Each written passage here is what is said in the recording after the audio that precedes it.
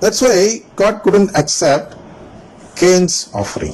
That's what he's trying to tell you. He's trying to teach you. The catechism which God is trying to give to Cain is this: if you do well, will you not be accepted?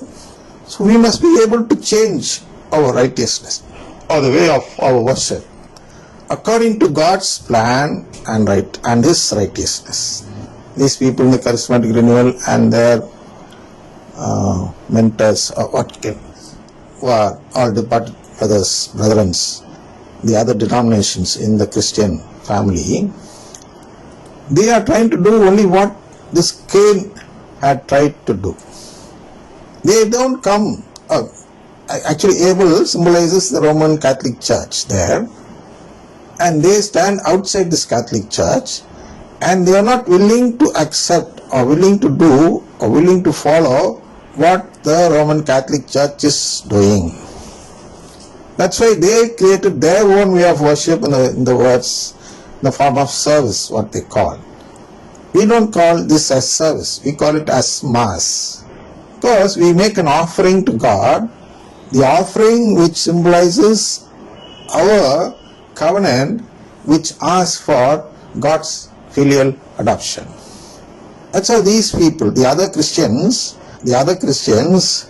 have a symbol for their faith, and that symbol is Cain.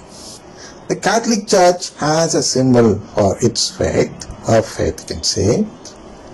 That symbol is Abel. We offer to God the lamb which was given by God. This is what Jesus explained to the disciples on the way to Emmaus.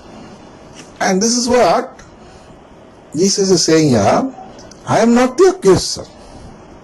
He says, do not think that I will accuse you before the Father. Your accuser is Moses, on whom you have set your hope. So the accuser is Moses. What does that mean? How does Moses become an accuser?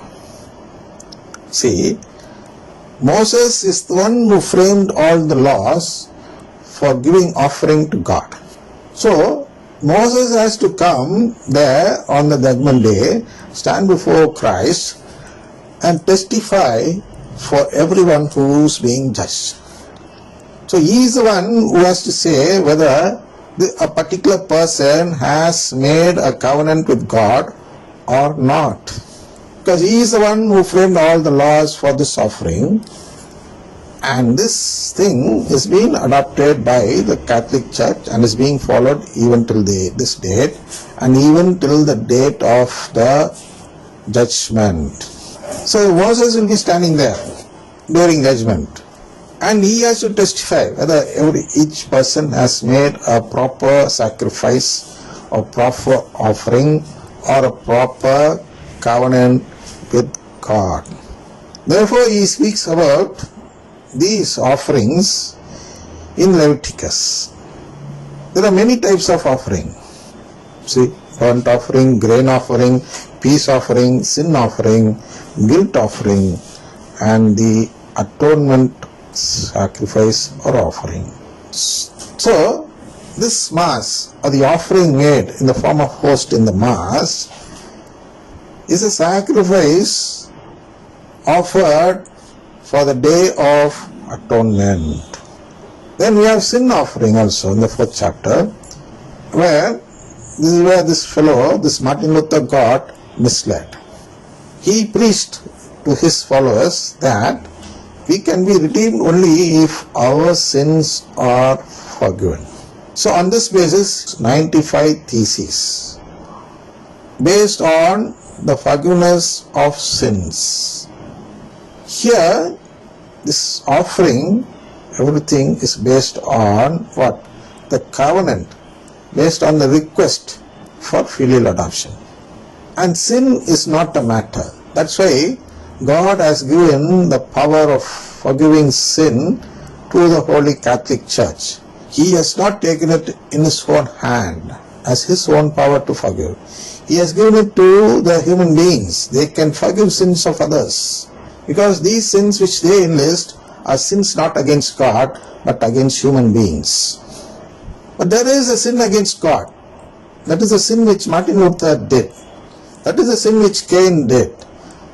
And so on. We can go on listing like that. This is the sin of not accepting filial adoption. The same thing which Adam and Eve also did. God offers to us a gift of filial adoption, and He gives us a choice to accept it. So I read it to you from Siraj. Siraj 15th chapter, Sirach we can even call it. 14 to 17 I read it to you. It was He who created humankind in the beginning, and He left them in the power of their own free choice. If you choose, you can keep the commandments, and to act faithfully is a matter of your own choice. He has placed before you fire and water. Stretch out your hand for whichever you choose. Before each person are left life and death, and whichever one chooses will be given.